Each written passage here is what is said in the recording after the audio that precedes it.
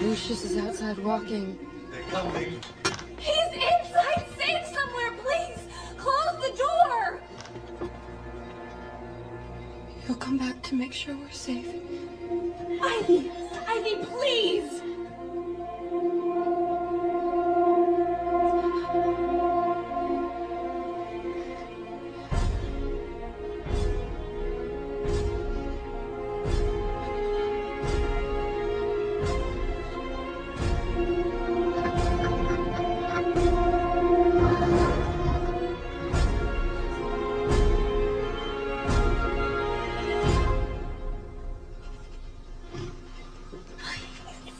No. Don't let them in.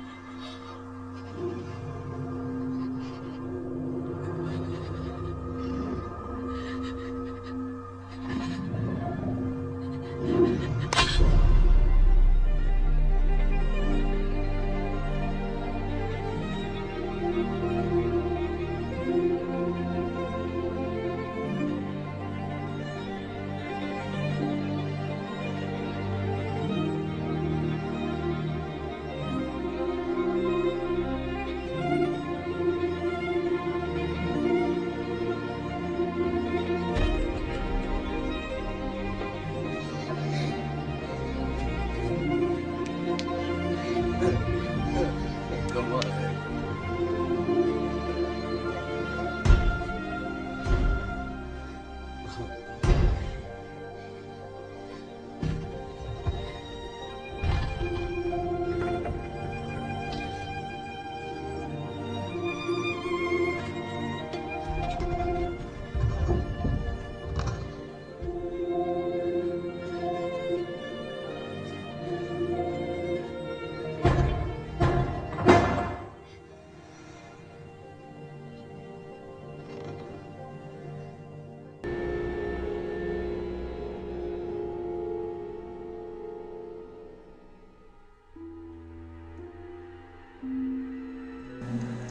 A local mayor resigned today after revealing a double life that he claims involves brainwashing, Satanism, and truth serum. Yeah, today Ken Williams also said he's been living under an assumed name for nearly 30 years. Williams has been mayor of Centerton since 2001.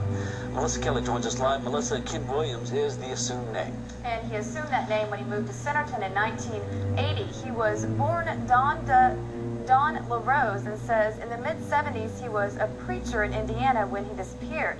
Williams says he was abducted by Satan worshippers, brainwashed, and forgot all about his life as Don LaRose. He says his memories as Don LaRose were lost until he was given a truth serum injection. When he got parts of his memory back, he says he realized he had a wife and 2 kids, but decided to leave and take on a new identity to protect them. Today, residents of Centerton learned his story of leading a double life, and Ken Williams turned in his resignation as mayor. By mid-morning in Centerton, a newspaper was tough to find. People across town were trying to get their hands on the front page. I met the gentleman and I had no idea he was leading a double life. People want to know why Ken Williams has lived 27 years under an assumed name. Williams says he had to leave his former life as Don LaRose. I had a choice. The choice was to watch my family killed in front of my eyes, or to go with these people. And I chose instead to run. He wouldn't explain who he was running from, but says he was brainwashed. I had had multiple shock treatments. It took about 5 years to get most of my memory back. Don LaRose eventually took on the identity of Bruce Kent Williams, the name of a man who died in a car accident in 1958. I don't know of any laws that I've broken. Today, Williams stepped down as mayor of Centerton. It's a matter of credibility, and I guess in a sense, you'd have to say that I was living a lie. His letter of resignation was signed with 2 names. Sincerely and with thanks, Ken Williams / Don LaRose.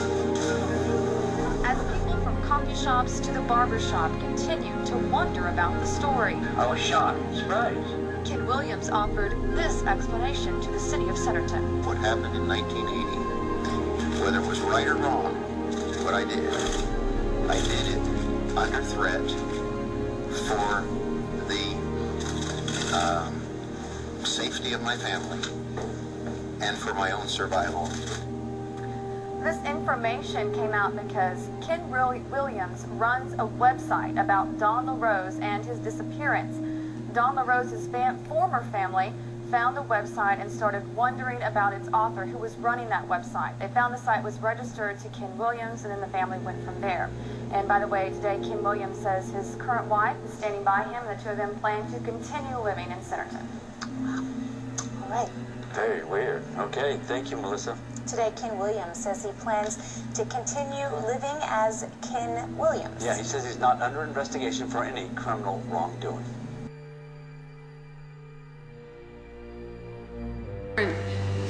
Organizations that are affected with mind control, that we cannot be misled into believing that it's just one particular group of people or another. We can't even say that this is Democrats or Republicans. No. This has nothing to do with party lines. What it has to do with is a New World Order agenda. When I was under mind control, before I was rescued and my mind and my memory restored, I was totally robotic. I had no ability to think for myself. I had no ability to question or to reason. I could only do exactly what I was told to do. One thing that I was told to do was to attend a White House cocktail party.